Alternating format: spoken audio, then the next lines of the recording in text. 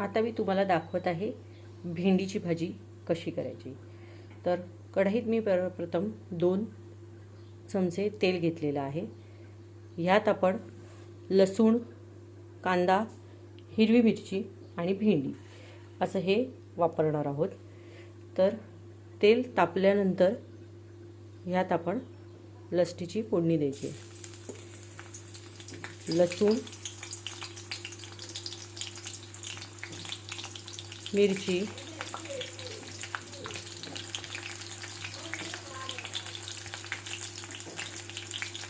कांदा,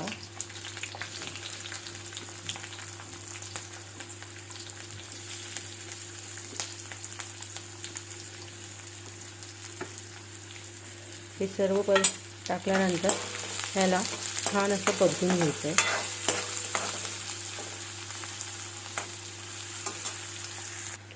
हे परतल्यानंतर ह्याच्यात आपण भेंडी टाकणार आहोत।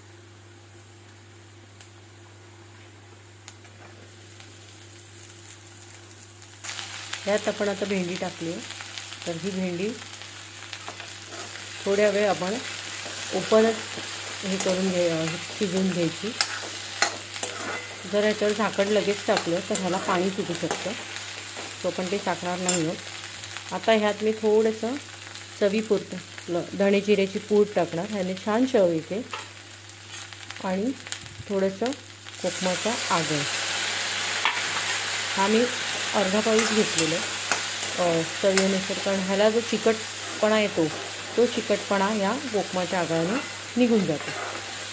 तर अशा प्रकारे आपण ही भेंडी आता शिजवून घेऊ। आणि मीठ हे जर तुम्हाला तिखट तार दिसत असेल, ही तार गेल्यानंतर आपण ह्याच्यामध्ये मीठ टाकून घेणार आहोत। आता यात आपण टाकणार आहोत चवीपुरतं मीठ।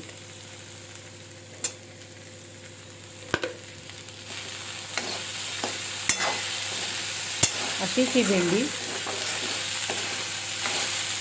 त्यातलं पाणी पूर्णपणे सुटेपर्यंत व्यवस्थित शिजवून घ्यायची। आणि मग आपल्याला जसं लागेल ह्यात ओलं खोबरं किंवा आपल्याकडे डेसिकेटेड कोकोनट असेल तरी टाकलं तरी चालतं।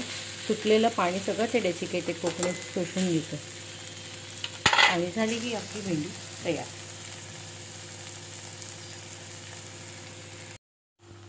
तर हे बघा, ह्याच्यावर आता मी खोबरं टाकलेलं आहे आणि आता ही झाली आपली सुटसुटीत भेंडी। अजिबातही ह्याच्यात चिकटपणा राहिलेला नाही आहे।